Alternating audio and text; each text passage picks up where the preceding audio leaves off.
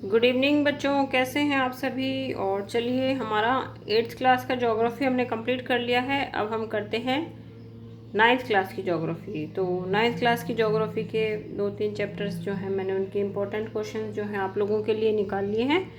तो चलिए शुरुआत करते हैं। टिस्को कंपनी की शुरुआत हुई थी तो 1907 में। भारत का सबसे दक्षिणतम बिंदु है इंदिरा बिंदु। इंदिरा बिंदु कब जलमग्न हो गया था? तो 2004 की सुनामी में जलमग्न हो गया था।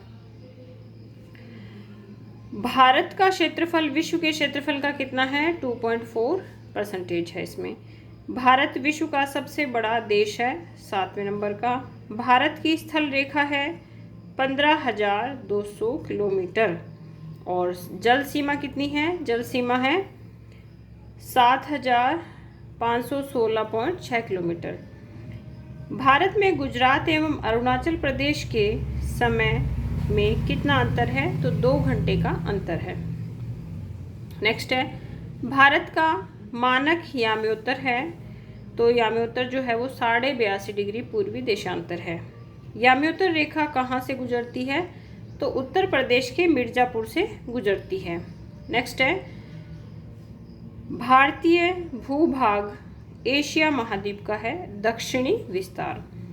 और 1869 में स्वेज नहर खुलने पर भारत व यूरोप के बीच कितनी दूरी जो है कम हो गई थी? तो 7,000 किलोमीटर की दूरी कम हो गई थी। और 1869 में तो ये बनाई गई थी और 1914 में जो है व्यापार के लिए खोली गई थी। अब नेक्स्ट देखते हैं। भारत के दक्षिण में पड़ोसी द्वीप हैं श्रीलंका और मालदीव। भारत और श्रीलंका के मध्य का छोटा समुद्री रास्ता क्या कहलाता है? तो देखिए, भारत और श्रीलंका के मध्य का जो रास्ता है वो पाक जल संधि या मन्नार की खाड़ी कहलाता है। नेक्स्ट है, भौतिक आकृतियों के निर्माण से संबंधित सिद्धांत क्या कहलाता है? तो प्लेट विवर्तनिक सिद्धांत कहलाता है। इस सिद्धांत के अनुसार पृथ्वी की सतह कितने प्लेटों से बनी है? तो देखिए, 7 बड़ी व कुछ छोटी प्लेटों से बनी है। नाउ नेक्स्ट है, महाद्वीपीय शैलों में दबाव उत्पन्न होता है प्लेटों की गति के कारण। जब प्लेटें आपस में गति करती हैं तो उसमें क्या होगा? दबाव उत्पन्न होता है। दबाव उत्पन्न होने के कारण क्या होता है? तो वलन, भ्रंशीकरण और ज्वालामुखी की जो है वो घटनाएं होती हैं। आज 7th क्लास की ज्योग्राफी के चैप्टर के कुछ बनाए थे इंपॉर्टेंट क्वेश्चन, तो उसमें भी ये सब चीज़ें थी। तो देखिए, आप एनसीईआरटी जो है वो बहुत ही इंपॉर्टेंट है, तो इसको बिल्कुल भी स्किप ना करें, मिस ना करें। आपको बना बनाया मैटर मिल रहा है, मैं तो पूरे दिन लगी रहती हूँ, जब जाके आप लोगों के लिए तैयार हो पाता है। तो आप इसे ज़रूर देखिए और नोट्स बनाएं अपने।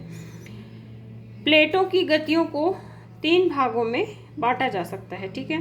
प्लेटों के करीब आने से किस सीमा का निर्माण होता है? तो अभिसारित परिसीमा। और जब प्लेटें एक दूसरे से दूर जाती हैं तो अपसारित होती हैं, ठीक है। मतलब वो फैलती हैं और यहाँ पे क्या है, वो क्लोज आ रही हैं, ठीक है। तो जब पास आएंगी तो अभिसारित होगा, और जो दूर जाती हैं तो कोई भी चीज़ वो फैलती है तो उसको बोलेंगे अपसारित। ये शायद रीट के एग्जाम में भी क्वेश्चन आया हुआ है। फिर है, जब प्लेट एक दूसरे के साथ क्षैतिज दिशा में गति करती हैं तो परिसीमा बनाती है रूपांतर परिसीमा। फिर है, सबसे प्राचीन भूभाग है गोंडवाना भूमि। नेक्स्ट है, गोंडवाना भूभागों में सम्मिलित है। तो देखिए, गोंडवाना जो भूभाग है उसमें भारत, ऑस्ट्रेलिया, दक्षिण अफ्रीका, दक्षिण अमेरिका और अंटार्कटिका शामिल है। नेक्स्ट है, किन धाराओं से भूपरपट्टी को अनेक टुकड़ों में विभाजित कर दिया जाता है? तो संवहनी धाराओं के द्वारा। फिर है, भारत की प्लेट ऑस्ट्रेलिया की प्लेट उत्तर दिशा में किस प्लेट से टकराई? तो यूरेशियन प्लेट से टकराई है, तो गोंडवाना से अलग होकर, है ना। नेक्स्ट है, गोंडवाना भूमि है प्राचीन विशाल महाद्वीप पैंजिया का दक्षिणतम भाग, जिसके उत्तर में अंगारा भूमि है। हिमालय पर्वत है टेथिस भू अभिनति के अवसादी चट्टान वलित होकर हिमालय बना है, ठीक है। फिर है, हिमालय पर्वत है तो एक अस्थिर भाग है। उत्तर के मैदान बने हैं जलोढ़ निक्षेपों से, जो कि बहुत ही उपजाऊ हैं। आपको पता ही है नदियों के द्वारा जो मिट्टी लाई जाती है वो उपजाऊ होती हैं और वो प्रोडक्शन के पॉइंट ऑफ व्यू से भी बहुत उपजाऊ होती हैं। तो इसीलिए उत्तर के मैदान जो हैं वो अपने आप में इम्पोर्टेंट हैं। ठीक है, तो जलोढ़ निक्षेपों से। फिर है प्रायद्वीपीय पठार बने हैं आग्नेय व रूपांतरित या कायांतरित शैलों वाली पहाड़ियों व चोटी की घाटियों से बने हैं, चौड़ी घाटियों से बने हैं। नाउ नेक्स्ट है भारत की भौगोलिक आकृतियों को कितने भागों में विभाजित किया गया है? तो 6 भागों में विभाजित किया गया है। अब वो देखिए कौन कौन सी हैं।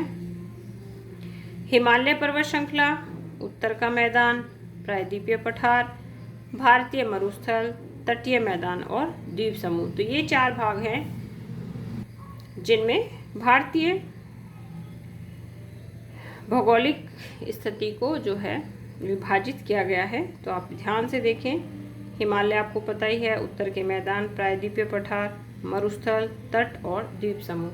तो आज की वीडियो में बच्चों इतना ही, और आप लोग सभी मन लगा के, ध्यान लगा के पढ़ें और बार बार इन क्वेश्चंस का रिवीजन करें। अगर आप एक बार पढ़ लेते तो घर में किसी को भी पकड़ के, मम्मी पापा बहन भाई को, और उनको सुनाओ ये क्वेश्चन, तभी आपके पक्के होंगे, अदरवाइज नहीं होंगे। क्योंकि एग्ज़ाम जब आता है तो वहाँ फिर हमारे को अगर रिवीजन अच्छे से नहीं करते हैं तो फिर ये होता है कि ये 2 नहीं है, अब ये 2 नहीं है, अब इन दोनों में से कौन सा है।